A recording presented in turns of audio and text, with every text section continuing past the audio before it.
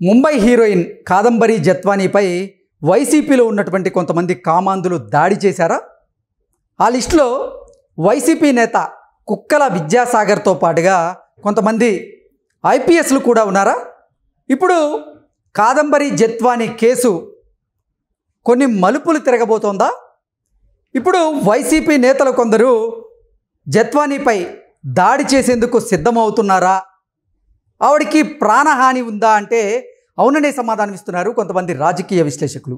ఈ నేపథ్యంలోనే ఇక ఇదే అంశం మీద మనం విశ్లేషణ చేసుకునేటువంటి ప్రయత్నం చేద్దాం. ప్రస్తుతం మనతో పాటు ఉన్నారు తెలుగుదేశం పార్టీ అధికార ప్రతినిధి, తెలుగుదేశం పార్టీ సీనియర్ నాయకురాలు సూర్యదేవర్ లత గారు. లత గారితో మాట్లాడదాం. లత గారు నమస్తే అండి. నమస్తే. వైఎస్ఆర్సీపీలో ఉన్నటువంటి కొంతమంది కామాంధులు ముంబై నటి అయినటువంటి కాదంబరి జత్వానీ పైన వారు దాడి చేశారు అని, ఆవిడ్ని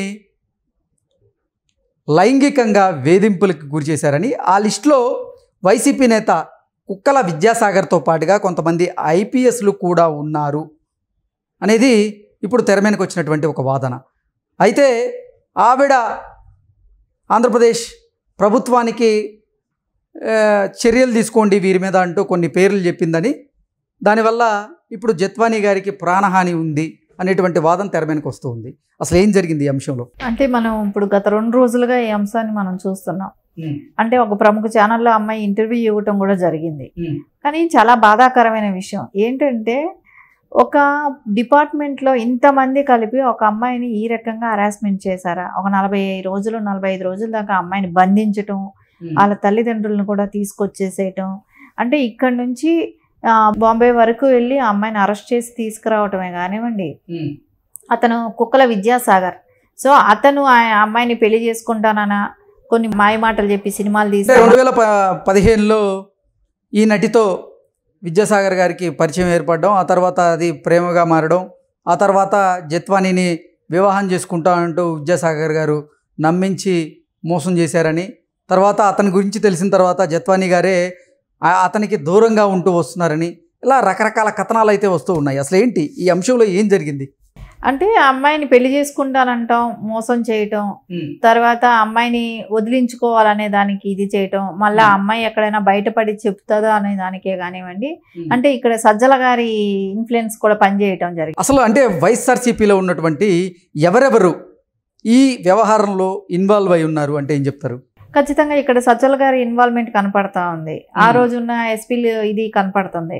అంటే ఎందుకంటే అమ్మాయిని అక్కడి నుంచి తీసుకురావటానికి, అంటే ఆయన ఇంటి పేరు ఎలా ఉందో కానీ అలాగే ఆయన బిహేవ్ చేసినట్టే కనపడుతుంది విద్యాసాగర్ అనే వ్యక్తి. అంటే కుక్కల విద్యాసాగర్ గారు.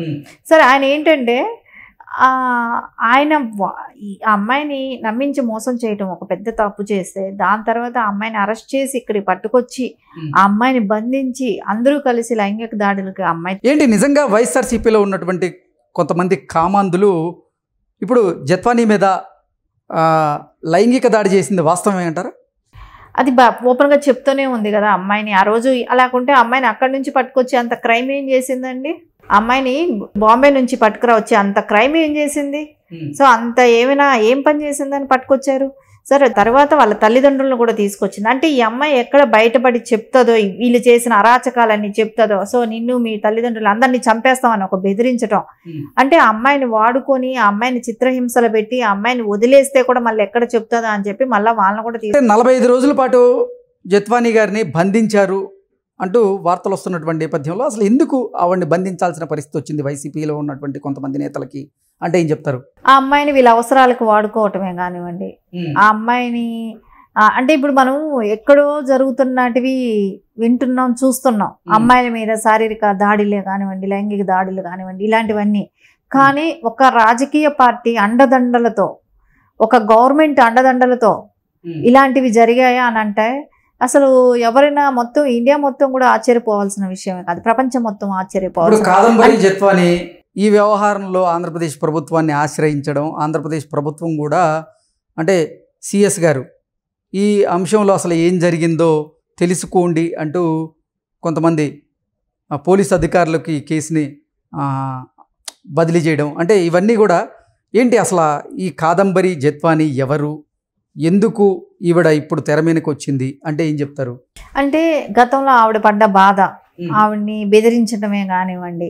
సరే అది ఇప్పుడు ఎవరైనా లీక్లో ఉండుండొచ్చు, వదిలి చెప్పుంటారు. సో ఇంకొకటి ఆ అమ్మాయికి న్యాయం జరుగుతుంది అనే ఒక ఉద్దేశం అయి ఉండొచ్చు.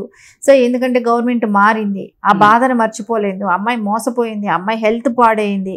సో అలాంటప్పుడు ఇప్పుడు న్యాయం జరుగుతుంది అనుకొని ఈరోజు బయటపడడం జరిగింది. వైఎస్ఆర్సీపీలో ఉన్న ఎవరెవరు ఈ జత్వానీ మీద లైంగిక దాడికి పాల్పడ్డారు అంటే ఏం చెప్తారు?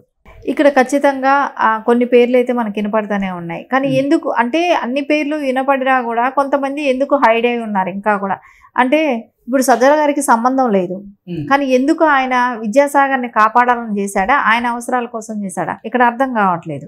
సో ఆ అమ్మాయిని అక్కడ నుంచి బాంబే నుంచి తీసుకురావాల్సిన అవసరం సజ్జల గారికి ఎందుకు, ఆయన అంత ఇంట్రెస్ట్ చూపెట్టాల్సిన అవసరం ఏంటి అనేది ఇక్కడ మనం ఒకటి అందరికి క్వశ్చన్ మార్క్ లాగానే ఉంది. అంటే వైసీపీ నేత కుక్కల విద్యాసాగర్తో పాటుగా కొంతమంది ఐపీఎస్లు కూడా ఈ జత్వానీ వ్యవహారంలో ఇన్వాల్వ్ అయి ఉన్నారు అనేటువంటి వాదనలు ఇప్పుడు తెర మీదకి వస్తున్న నేపథ్యంలో ఆ ఐపీఎస్లు ఎవరు అంటే ఏం చెప్తారు? ఆ ఐపీఎస్లు మనం చూసాం గతంలో. వాళ్ళు అమ్మాయి ఎవరెవరైతే పేర్లు చెప్తుందో వాళ్ళందరూ కూడా ఇన్వాల్వ్మెంట్ అయ్యి అసలు ఐపీఎస్లు కాపాడాల్సిన ఐపీఎస్లు వాళ్ళు ఈ రోజున ఒక అమ్మాయిని బంధించి అని చేశారంటే ఒక పోలీస్ దగ్గర ఒక ప్రొటెక్షన్ అనేది ఉంటుందా? సో మనకి ఎక్కడైనా అన్యాయం జరిగితే వెళ్ళి చెప్పాల్సిన వ్యక్తులకి వాళ్లే మృగాల్లాగా తయారైతే ఎలా ఉంటది అనే ఒక పరిస్థితి మన కళ్ళ ముందు కనబడేటట్టే ఉంది. ఈ చూసుకుంటే గతంలో అంటే జగన్మోహన్ రెడ్డి పాలనలో ఈ వైఎస్ఆర్సీపీలో ఉన్నటువంటి కొంతమంది నాయకులు చేసినటువంటి రాసలీలకు సంబంధించినటువంటి వీడియోలు ఒకరి తర్వాత ఒకరిగా బయటకు వస్తూ ఉన్నాయి. ఏంటి అసలు ఏం జరిగింది గత ప్రభుత్వంలో? మనం చూస్తున్నాం, బడిదెగించిపోయారు. అంటే మాకు ఎవరు అదుపు లేదు అనే ఒక విచ్చలవిడితనం అనేది వాళ్ళల్లో కనపడింది. అంటే రాష్ట్రాన్ని శాసించే దీనిలో ఆడవారిని కూడా శాసించే దీనికి వచ్చారు. ఇంట్లో ఆడవాళ్ళని లేదు. ఇంకా మనం దువ్వాడ కేసు తీసుకున్నా మనకు తెలుసు, వాళ్ళ పబ్లిక్గా మేము అడల్టరీ అని చెప్పి మాట్లాడటమే కానివ్వండి, వాళ్ళు సమాజానికి ఏం చెప్దామనే ఒక మెసేజ్. వీళ్ళు పద్ధతిగా ఉంటే మిగతా వాళ్ళు పద్ధతిగా నడుచుకుంటారు. రేపు పొద్దున అందరూ పిల్లల్ని మొగుళ్ళు వదిలేసి అడల్టరీ అని తిరిగితే ఎలా ఉంటుంది? సో ఒక డిపార్ట్మెంట్ దగ్గరికి వెళ్ళి ఇప్పుడు మనం ఐపీఎస్ గురించి మనం మాట్లాడుకునేటప్పుడు ఒక డిపార్ట్మెంట్ వాళ్ళ దగ్గరికి వెళ్ళి మాకు రక్షించండి అని మనం వెళ్ళాల్సిన వాళ్ళ దగ్గరికి మనం వాళ్ళ దగ్గర నుంచి మనకు రక్షణ కావాలి అనుకునే స్టేజ్కి ఈరోజు ఏపీ రాష్ట్రంలో ఉందా? ఇప్పుడు ఈ కాదంబరి జత్వానీ నాకు న్యాయం చేయండి అంటూ ఆంధ్రప్రదేశ్ ప్రభుత్వాన్ని అలాగే ఆంధ్రప్రదేశ్ ముఖ్యమంత్రి చంద్రబాబు గారిని ఆవిడ వేడుకున్నటువంటి నేపథ్యంలో ఇప్పుడు ఆంధ్రప్రదేశ్ ప్రభుత్వం కూడా ఈ వ్యవహారం మీద చాలా సీరియస్గా ఉన్నట్లుగా ఈ అంశంలో అసలు ఏం జరిగింది విచారణ చేపట్టండి అంటూ సిఎస్ గారు కొంతమంది అధికారులకు సూచన చేసినట్లుగా మనకు తెలుస్తున్నటువంటి నేపథ్యంలో నిజంగా వైఎస్ఆర్సీపీలో ఉన్నటువంటి కొంతమంది కామాంధులు ఈ వ్యవహారంలో కనుక ఇన్వాల్వ్ అయి ఉంటే వారి మీద కఠిన చర్యలు తీసుకోబోతుందా ఆంధ్రప్రదేశ్ ప్రభుత్వం అంటే ఏం చెప్తారు? ఖచ్చితంగా. ఇప్పుడు ఏంటంటే ఎవరైనా సరే ఆ అమ్మాయి విషయంలో, కాదంబరి విషయంలో ఆ అమ్మాయికి జరిగిన ఇదే కానివ్వండి, ఎవరు అది తిప్పి మనం ఆ రోజుల్ని మనం వెనక్కి తీసుకురాలేము. కాకపోతే ఆ అమ్మాయికి అయితే న్యాయం జరగాల్సిన అవసరం అయితే ఉంది.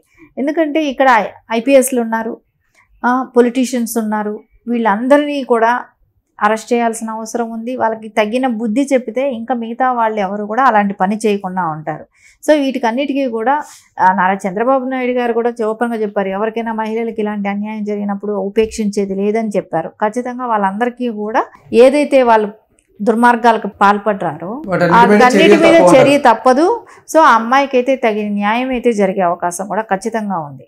ఓకే అండి, thank you so much. Thank you.